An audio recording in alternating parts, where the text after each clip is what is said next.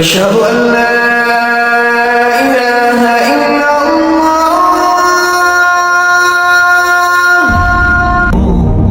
হয়তো আপনি এমন একজন মানুষ, হয়তো আপনি খুব বেশি ধার্মিক মানুষ নন এবং পরিবারের বাকি সদস্যদের মতোই জীবনযাপন করছেন।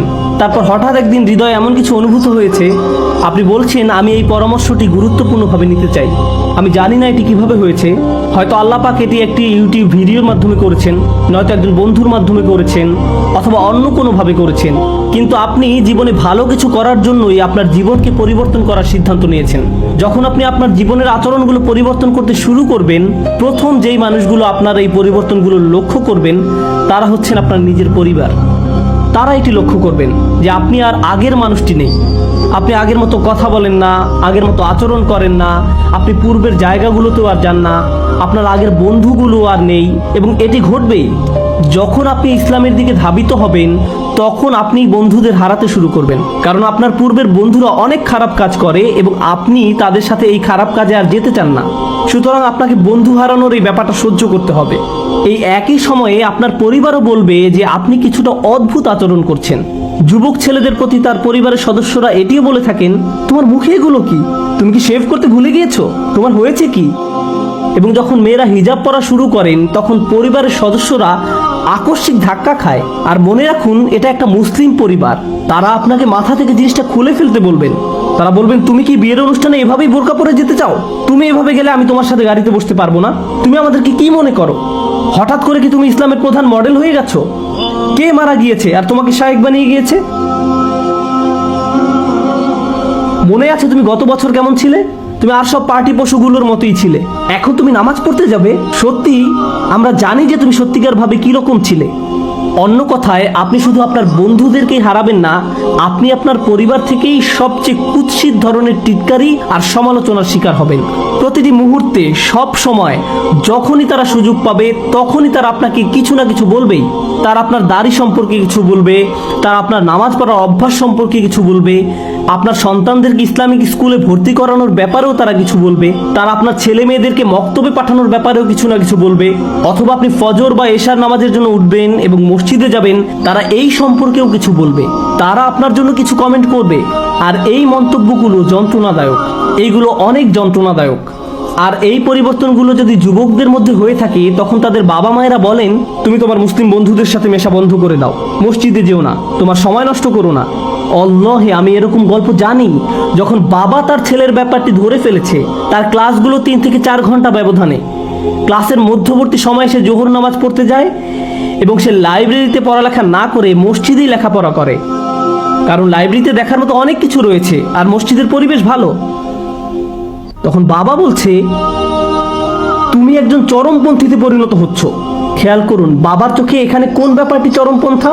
ছেলেটি মসজিদে গিয়ে নামাজ পড়ছে, এটি তার জন্য চরমপন্থা। সুবহানাল্লাহ, মুসলিমরা নিজেরাই এমন আচরণ করছে। আপনারা কি মনে করেন অমুসলিমরা ইসলামের প্রতি বিমুখ? কখনো দেখেছেন মুসলিম পরিবারের লোকজন নিজ সদস্যদের সাথে কি আচরণ করে? বাবা মায়েরা তাদের সন্তানদের সাথে কি করেন? আমি আমার নিজের ঘটনা জানি, যেখানে বাবা মা সন্তানকে বলেছে যে আমরা তোমার কলেজের বেতন দিতে পারবো না, আমরা তোমার জন্য একজন বর খুঁজবো না যতক্ষণ না তুমি এই হিজাব খুলে ফেলছো, আমরা এটি করবো না। তুমি যতক্ষণ পর্যন্ত না এই হিজাব খুলে ফেলছো, আমরা ততক্ষণ পর্যন্ত তোমাকে আমাদের মেয়ে হিসেবে মেনে নিব না। আমরা জনসম্মুখে তোমার সাথে একসাথে মুখ দেখাবো না, তুমি আমাদের সাথে আর কোথাও যেতে পারবে না।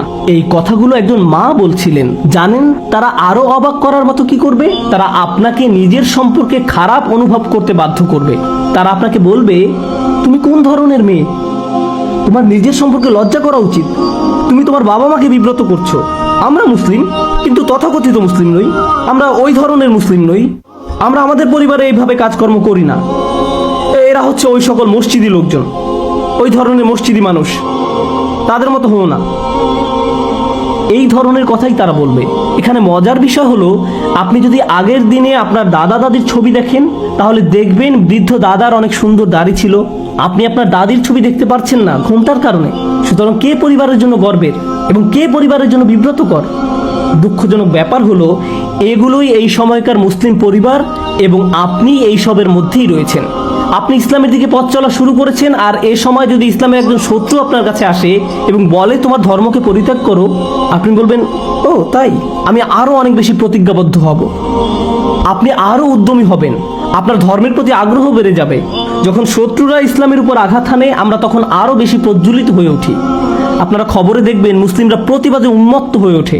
কেউ একজন নবী সাল্লাল্লাহু আলাইহি সাল্লাম এবং মুসলিমদের নিয়ে কার্টুন আঁকলো, তার উন্মত্ত হয়ে যায়, বিকারগ্রস্তভাবে অপর লোকের গাড়িতে আগুন লাগিয়ে দেয় অথবা অন্য কিছু ভেঙে ফেলে, কারণ তার প্রকৃতপক্ষে রাগান্বিত। আসল কথা হলো, যখন এমন কিছু ঘটে যা আমাদের ধর্মের মর্যাদাকে প্রশ্নবিদ্ধ করে, আমরা অগ্নিমূর্তি ধারণ করি।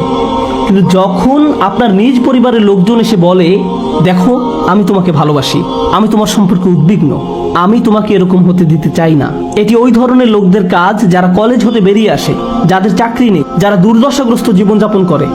আমি তোমাকে এসব চরমপন্থা অবলম্বন করতে দিতে পারি না। কেউ একজন তোমাকে প্রভাবিত করছে, তোমার তাদের কাছ থেকে দূরে থাকা প্রয়োজন। তারা টেলিভিশনে কিছু দেখে ভয় পেয়ে যায় আর আপনি তখন অপ্রস্তুত পরিস্থিতিতে পড়ে যান, এবং এই সকল কিছুর মধ্যে নিজের ধর্মকে ধরে রাখা কষ্টকর হয়ে যায়, কারণ এরা ইসলামের শত্রু নয়, যারা আপনাকে ইসলাম থেকে দূরে সরিয়ে নিয়ে যাচ্ছে। এরা হচ্ছেন আপনার নিজের পরিবার, আপনার নিজের বাবা মা, আপনার নিজের স্বামী, আপনার নিজের স্ত্রী, আপনার নিজের ভাই। তারাই আপনাকে ইসলাম থেকে দূরে সরিয়ে নিচ্ছে। আপনি এই ব্যাপারটি কিভাবে সামলাবেন? এই চাপের ক্ষেত্রে রেগে যাওয়াটা হচ্ছে সবচেয়ে অনুপযুক্ত প্রতিক্রিয়া। আর আপনি কি জানেন এটাই সবচেয়ে প্রচলিত প্রতিক্রিয়া? আপনার বড় দাড়ি দেখে আপনার বাবা মা হয়তো আপনার সাথে চিৎকার চেঁচামেচি করবেন। আপনি একজন গরম মাথার যুবক, আপনি তখন কি করবেন? ও তাই, এটি সুন্নাত, আপনারা আমাকে বলতে পারেন না যে আমি কি করব। আপনারা সমাজকে অনুসরণ করছেন আর আমি ইসলামকে অনুসরণ করার চেষ্টা করছি। এবং আপনি এভাবে বলে তাদের মুখের উপর দরজা বন্ধ করে দিলেন। আপনাকে আরো অনেক শিখতে হবে, কারণ আল্লাহ কি আপনাকে এটা করতে বলেছেন? নিজের বাবা মায়ের মুখের উপর দরজা বন্ধ করে দেয়া, তাদের সাথে চিৎকার চেঁচামেচি করা? তারা তো শুধু আপনার দাড়ি নিয়ে আপত্তি করেছেন। আর ইব্রাহিম আলাইহিস সালামের পিতা ইব্রাহিম আলাইহিস সালাম কি করতে বলেছিলেন? তিনি কি ছোট কোনো ব্যাপার নিয়ে কথা বলেছিলেন নাকি বড় কোনো বিষয় নিয়ে কথা বলেছিলেন? তার পিতা বলেছিলেন, যাও মূর্তিগুলোকে সিজদা করো। আর এতে তিনি কি ধৈর্যহারা হয়েছিলেন? তিনি কি রাগান্বিত হয়েছিলেন? না, হননি। আমাদেরকে শিখতে হবে যে আমরা আমাদের বাবা মায়ের সাথে কিরকম ব্যবহার করব। এমনকি যখন তারা আমাদের দিন থেকে সরে আসতে বলবেন, তখনও। তারা মুসলিম হোক অথবা অমুসলিম হোক, এটি কোনো ব্যাপার না। আল্লাহ আযজা ওয়া জাল্লা বলছেন, যদি তারা তোমাকে এমন বিষয় অনুসরণ করতে পিরাপিরি করে যার জ্ঞান তাদের নেই, সেই বিষয় তাদের অনুসরণ করো না।